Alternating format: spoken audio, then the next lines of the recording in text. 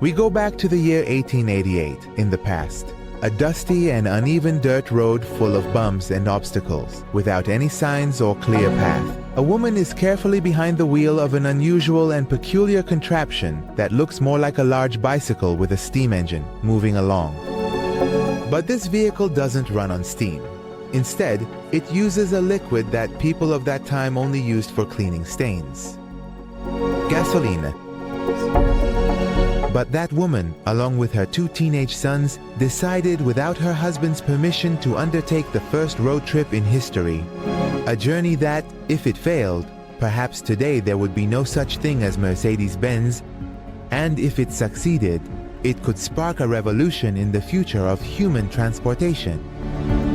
This story is just a glimpse of the tumultuous journey of the world's largest car manufacturing brand. A brand that today rolls a car off its production lines every 45 seconds.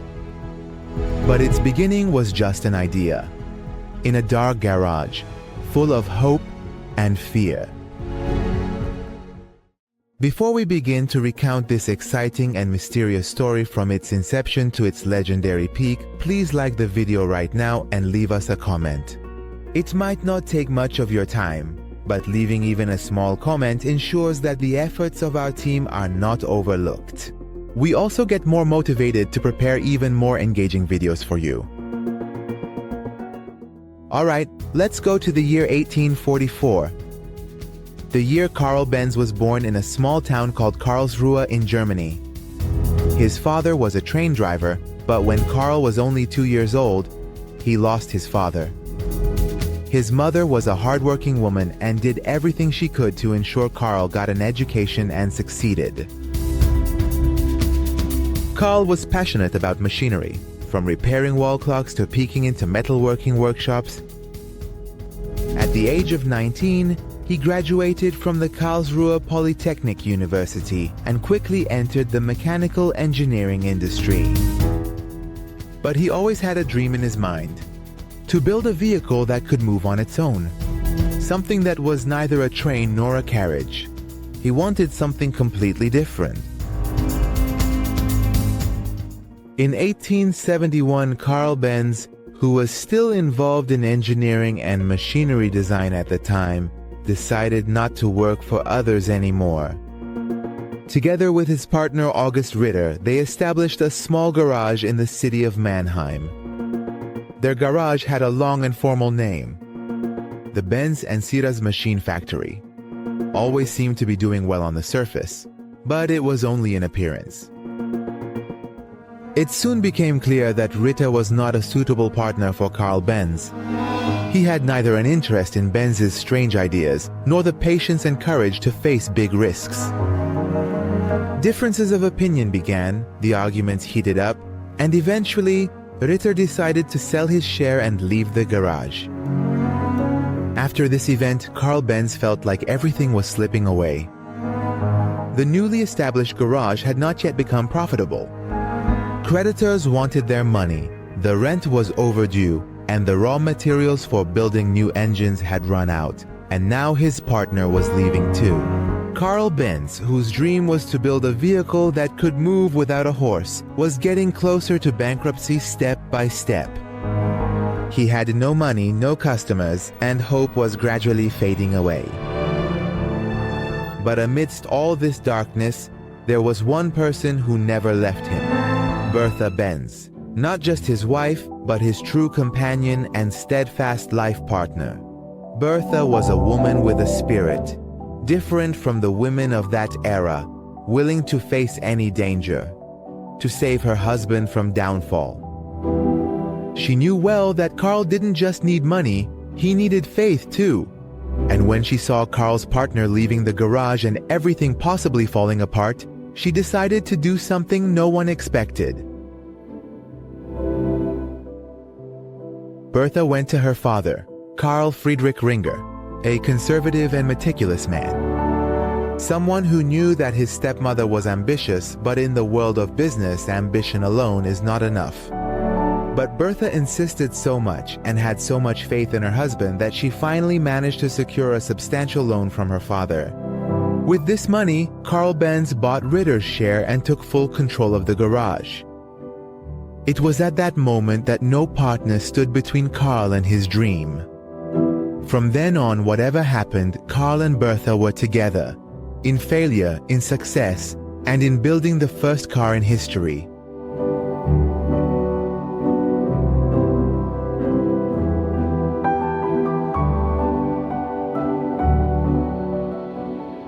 During these years, Benz was busy developing and improving combustion engines because at that time, gas engine technology was just starting to take hold.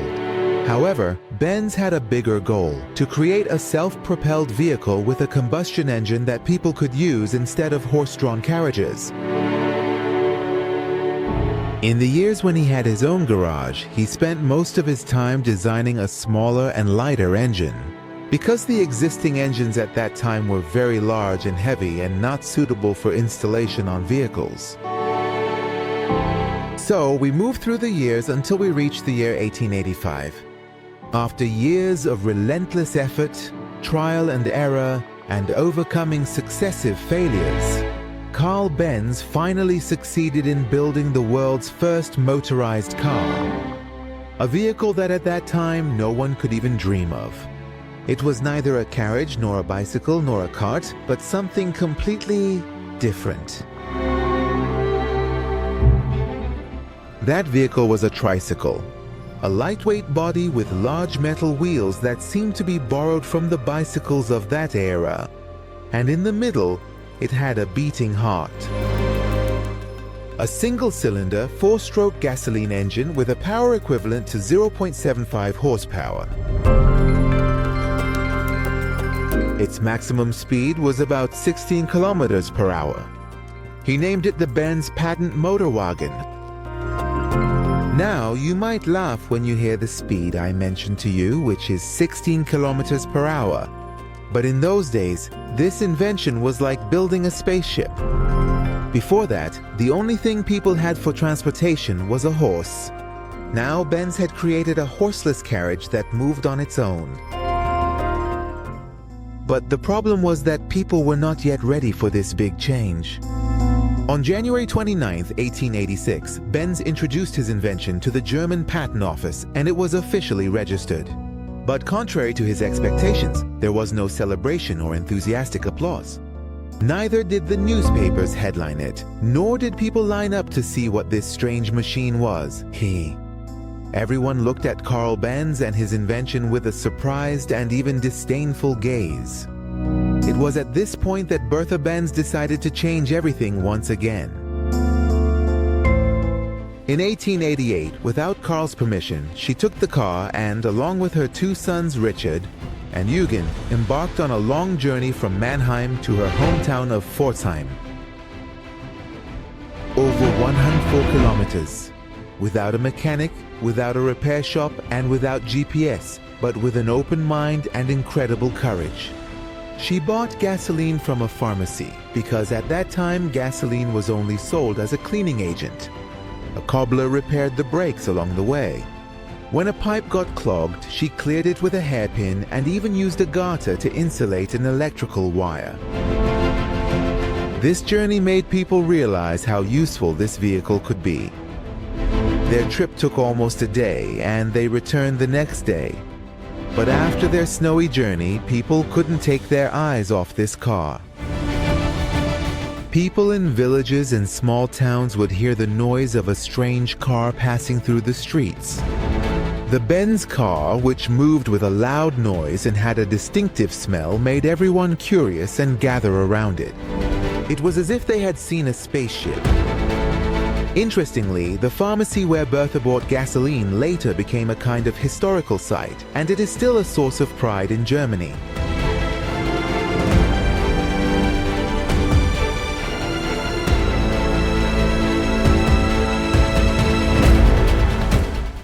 Then Carl Benz developed newer models.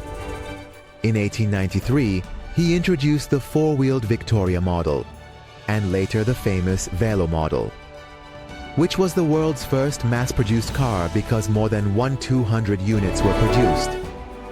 But here a new competitor emerged. Gottlieb Daimler and Wilhelm Maybach, who were also building powerful and fast cars. But in the year 1926, these two companies came together and merged to form what is known as the Daimler-Benz brand, or AG. Their new products entered the market and were marketed under the well-known Mercedes-Benz brand. This name was taken from the daughter of Emil Jelinek. That is Mercedes Jelinek. Now you might ask, who is Emil Jelinek anyway? He was an Austrian Jewish businessman and diplomat. At that time, he also lived in Nice, France, and was well known among the European elite. Emil Jelinek became a customer of Daimler Motorengesellschaft, or DMG, but he wasn't an ordinary customer. He had serious critiques about the cars, saying they weren't powerful enough, not fast, and lacked stability. He told them, "I'll order a car from you, and if you build it according to my specifications, I'll do a lot of advertising for you and sell them." So he ordered a new car. He said, "I want you to design a car that is lightweight, has better balance, and has insane speed." Daimler and Maybach accepted this order and built the new car. It was named the Mercedes 35 PS, model 1901. This car was a revolution in car design. Front engine, low chassis, and high speed. Jelinek also became the official sales representative. He sold the cars to the aristocrats and wealthy people of that era, and he was an exceptional marketer himself. It was Emil Jelinek who led to the birth of the Mercedes brand. Later, after Daimler and Benz merged, the Mercedes-Benz brand was formed. But this brand was not just a car. It became a symbol of power. The Model 770, known as the Big Mercedes, was the personal car of Adolf Hitler, Emperor Hirohito, and even the Pope. In the 1930s, Mercedes produced the world's first diesel car, Model 262. But World War II ruined everything. Factories were bombed, and after the war, it was thought that everything was over. But Mercedes came back stronger than before. The Model 300, or W186, known as the Adenauer, became a symbol of resurrection, as the car of West German Chancellor Konrad Adenauer. After the complete devastation of the country and Germany's economy, people and the world found it hard to trust the country's industry again. But Mercedes-Benz, by producing this car, showed that Germany could rise again and create products that could compete on a global level.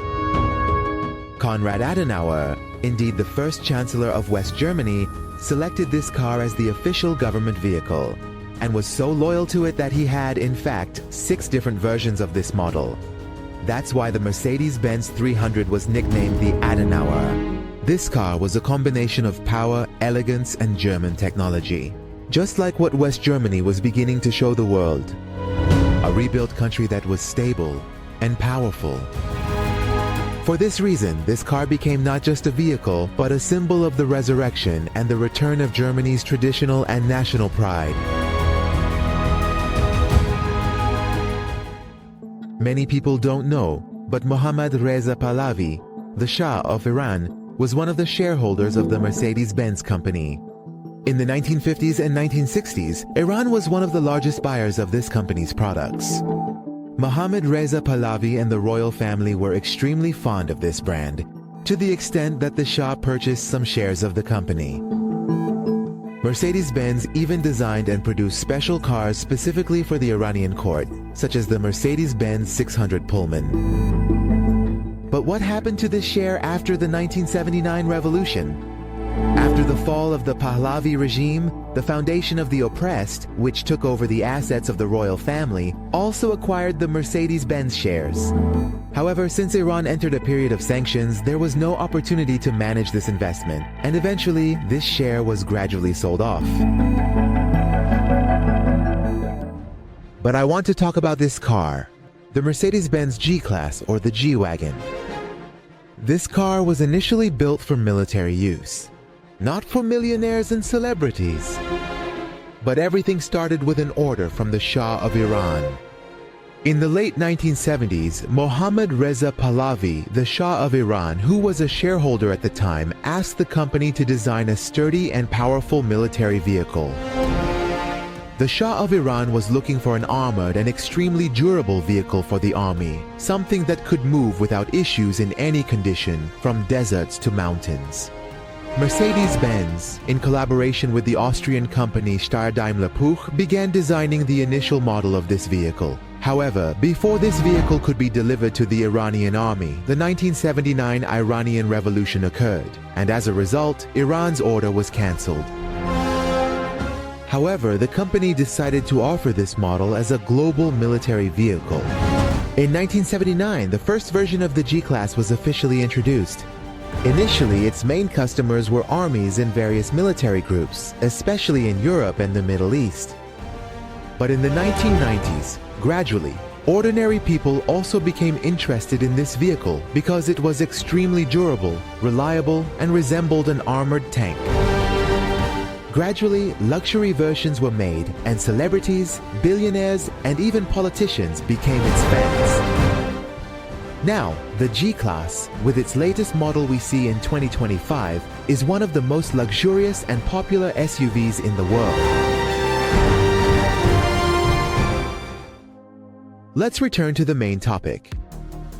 Through the ups and downs from Carl Benz's small garage, and Bertha Benz's daring journey to tough competitions with other car manufacturers, overcoming world wars and economic crises, Mercedes-Benz has always managed to stay one step ahead. Today, this name is no longer just a car brand. It is a lifestyle, a symbol of progress, quality, and innovation. From the design of the intelligent suspension system that predicts the road and adjusts itself, to hybrid and electric engines that promise a cleaner and more efficient future, and of course, the self-driving technologies in some models that truly take you to your destination without the need to be behind the wheel.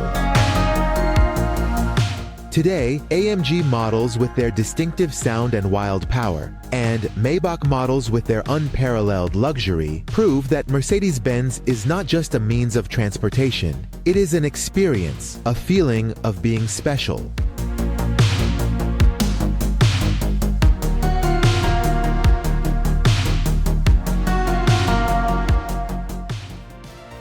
What do you think?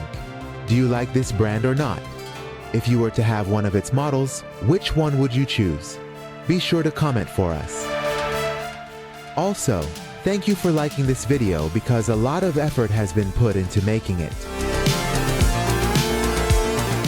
This clip teaches us that with faith and courage, even from the heart of the toughest crises, a different future can be built.